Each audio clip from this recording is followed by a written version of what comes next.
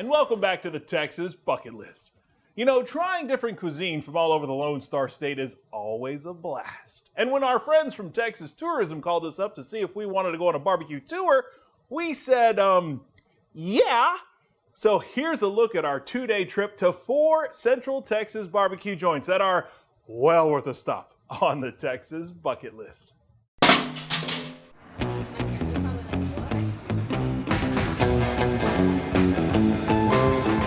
It all started in Austin, southwest of the city and just northwest of Manchac. Looks weird and sounds weird, right? Well, wait till you see the barbecue you'll find here at Valentina's. The traditional rice, beans, tortillas mixed with some good mesquite barbecue. Elias Fidel, along with his brother Miguel and sister-in-law Modesty, started Valentina's as a food truck in 2013. Now they have a more permanent setup for their magical mix of Mexican food and barbecue. It's just kind of the blend of food that we grew up eating, my brother and I and our family, family get-togethers. We pair with the tortilla, and there you go. That's Tex-Mex barbecue right there. One of their most popular items and a favorite of mine, the smoked brisket taco. It's our brisket we smoke 14 to 16 hours. It's our house dry rub that we do on there with a little salt and pepper, that's it. And then after it comes off the pit, we chop it up or we slice it on a fresh flour tortilla. Then we top it off with a little bit of a sea salt lime guacamole, topped off with a tomato serrano salsa. After falling in love, it was time to get something a bit more traditional. So we headed to the barbecue capital of Texas, and for this round, we decided to try Kreuz's. Hold on. Well, here it's Kreuz, but it's Kreuz German. As long as you get here, we don't care what you call it. Roy Perez is the pitmaster at this barbecue joint that can trace its history all the way back to 1900, when Charles Kreuz Sr. opened a meat market and grocery store. Today, the traditional barbecue taste can be attributed to the man that looks like the king and is Texas barbecue nobility. Oh, thank you very much. There are 3 things you need to know about eating at Kreutz's. 1, there is no sauce. 2, there aren't any forks. And 3, they are not kidding. Every day is, we tell them your forks are at the end of your hands, and you don't need barbecue sauce if the barbecue's good. And is it good? Well, are cows made out of meat? On to Snow's in Lexington. Another first family of barbecue royalty. And if you want a taste of this heavenly barbecue, you better show up early. I got here at 4:15, so. You've been waiting a long time. Just a little bit, starting to get hungry.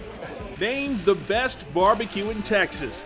Twice! Snow's line is usually long, but well worth the wait. Saturday barbecue was a tradition since I was a little bitty girl, and before that. Miss Tootsie is another Texas legend that God has graced the Lone Star State with.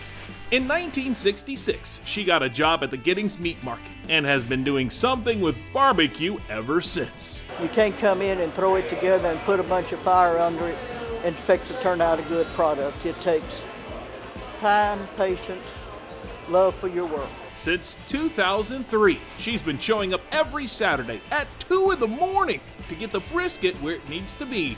She's just an amazing woman that's hard worker, and again, it gets tough at times, but she's definitely one I want in my corner. Owner Kerry Bexley is still amazed by the stature his small barbecue store that's only open once a week has garnered.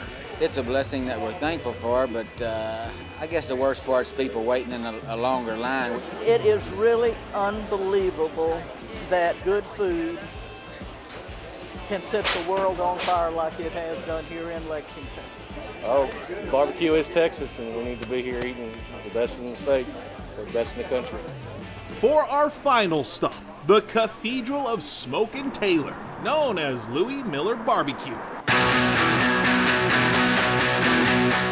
We do what we do every day, the way we've been doing it for decades. Wayne Miller is the 3rd generation of Miller men, making sure this method of cooking meat stays true to form. What we do is very traditional, it's very authentic. We use pits that are well older than me. We use processes that outdate me. My job is really to sort of continue on those traditions and processes. and to teach others to do the same sorts of thing. This man takes barbecue to a whole new scientific level. I'm talking out of this world. Think of it as a space shuttle. You know, when the space shuttle re-enters the atmosphere, you've got friction on the nose cone. The nose cone glows red, but the tail section does not. Brisket's the same way. That master's degree is going to pay off someday, I promise. The brisket melts in your mouth, while the beef rib can only be described in one way. Legendary. It's more like theater, that people now travel around the world to have a certain sort of expected experience of small town Texas barbecue, and it's our job to sort of live up to that expectation. After stuffing ourselves with tasty Texas barbecue, it was time for a siesta. But each and every one of these meat mastery marvels is well worth a stop on the Texas bucket list.